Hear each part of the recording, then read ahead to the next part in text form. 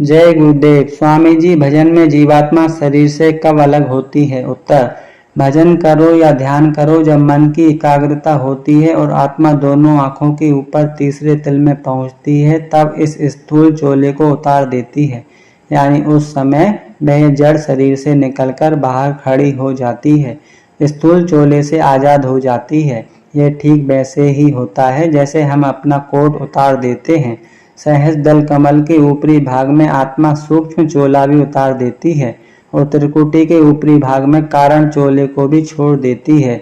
जब एक आत्मा स्थूल लिंग, सूक्ष्म तथा कारण शरीरों में रहेगी, जन्म मरण बराबर होता रहेगा। प्रत्येक मौत के साथ इसका शरीर बदलता है, लेकिन आत्मा अविनाशी है। शरीर का परिवर्तन या विनाश होता है, पर आत्मा का नहीं। आत्मा पिछले कर्मों के अनुसार नया जीवन धारण करती है। कर्म के बगैर काया नहीं होती और काया के बगैर कर्म नहीं होते।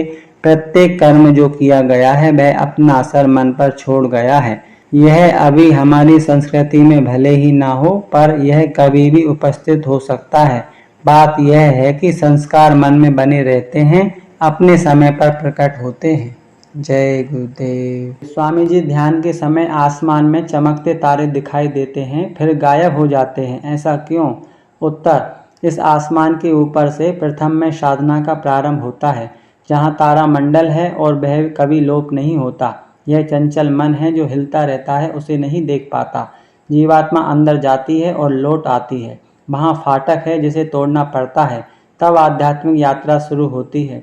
फाटक के टूटते ही शब्द यानी नाम प्रकट हो जाता है और मधुर मधुर राग रागिनियाँ सुनाई देने लगती हैं। आत्मा उन्हें सुनकर जाग जाती है, होश में आ जाती है और मन मूर्छित होने लगता है।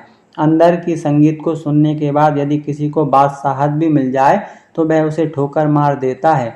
बादशाहत जड़ है और संगीत चेतन है। जड़ से चेतन का मिलाप कभी नहीं हो सकता।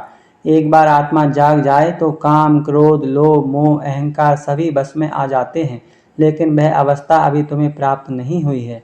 जब तुम गुरु के नूरानी स्वरूप का दर्शन करोगे और तुम्हारी आत्मा जब उसमें लीन हो जाएगी, तब वह अवस्था तुम्हें प्राप्त होगी। अभी परिवर्तन की अवस्था है। आत्मा युगों युगों से बाहर रहने की आदी है और तुम उसे अंदर ठहरने पर मजबूर कर रहे हो।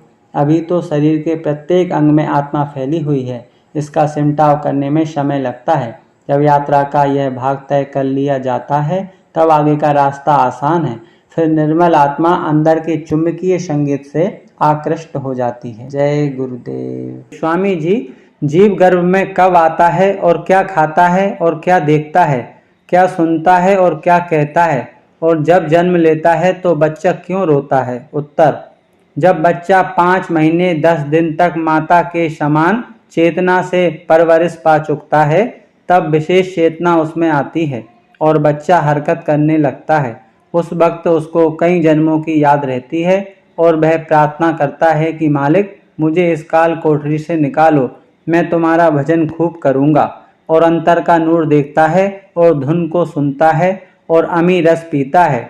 मगर जिस वक्त जन्म होता है, उसकी सूरत की तवज्जह ऊपर से नीचे पिंड और इंद्रियों की तरफ उतारी जाती है और एक पर्दा भूल का माया डाल देती है, जिससे जीव पिछले जन्म का हाल सब भूल जाता है और नूर देखना और धुन सुनना सब बंद हो जाता है।